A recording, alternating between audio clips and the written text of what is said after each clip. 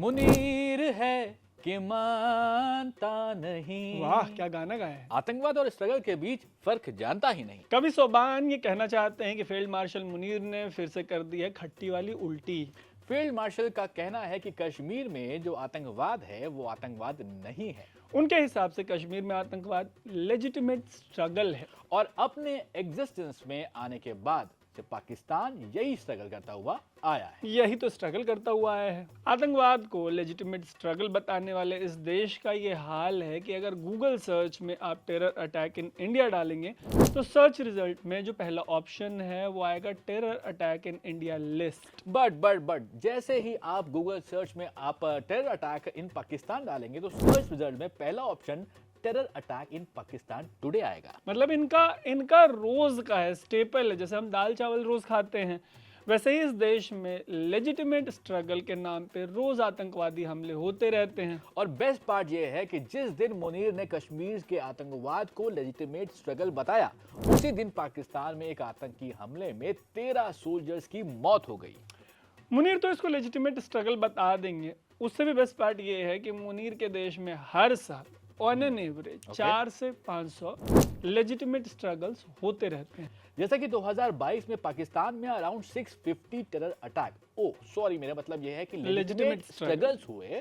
2023 में 700 legitimate struggles हुए और ये किसी भी एक डेकेड में हुए जो उनके देश में लेजिटिमेट स्ट्रगल्स हैं उनका सबसे बड़ा नंबर है। और 2024 के फर्स्ट हाफ में 400 लेजिटिमेट स्ट्रगल्स को अंजाम दिया गया और 2025 में भी पाकिस्तान में ऐसे स्ट्रगल्स का सिलसिला जारी है। ये सब हम हवा में नहीं बता रहे आपको, ये data Pakistan institute for conflict and security studies जो है उसके अलावा local and global security trackers इन पे बेस्ड डेटा है ये सारा। तो हुआ ये कि मुनीर कराची में नेवल एकेडमी को एड्रेस कर रहे थे और उनके मन में जो भी आ रहा था वो बक रहे थे।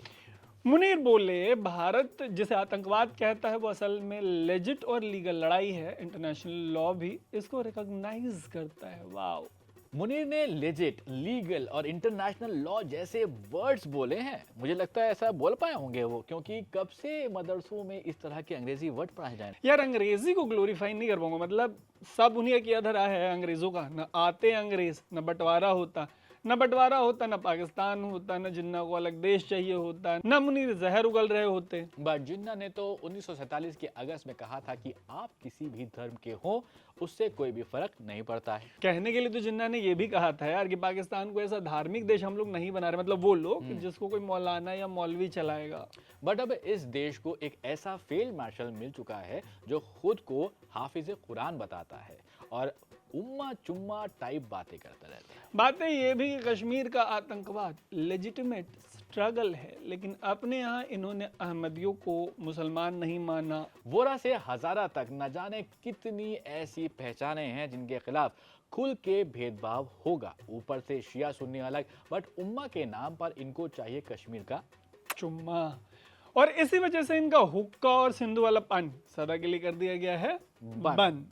इसके अलावा मुनीर बोले कि पाकिस्तान ने गंभीर उकसावे के बावजूद संयम दिखाया है और रीजनल पीस और स्टेबिलिटी कायम रखी है। और मुनीर बोले कि अगर कोई दुश्मन पाकिस्तान को कमजोर समझकर हमला करेगा तो उसे तेज और सटीक जवाब मिलेगा। मिला तो था। उनकी ऐसी मासूम बातों पर मेरी बस इतनी अपील है कि रेगुलर इंटरवल पर कभी उरी, कभी पठानकोट, कभी पुलवामा तो कभी पहलगाम करवाना बंद कर दो भाई। आतंकवाद को स्ट्रगल बताना बंद कर दो। अगर ये सब बंद कर दोगे तो हमको तो याद भी नहीं रहता सोबान कि पाकिस्तान कोई देश है, ऐसा कोई देश एग्जिस्ट करता है। फिर जो ये कह रहे हो कि दुश्मनों की साजिशों के बावजूद पाकिस्तान विकास और तरक्की की राह पर चलता रहेगा तो चलाओ भैया, हम लोगों को बस बख्श दो यहाँ पर।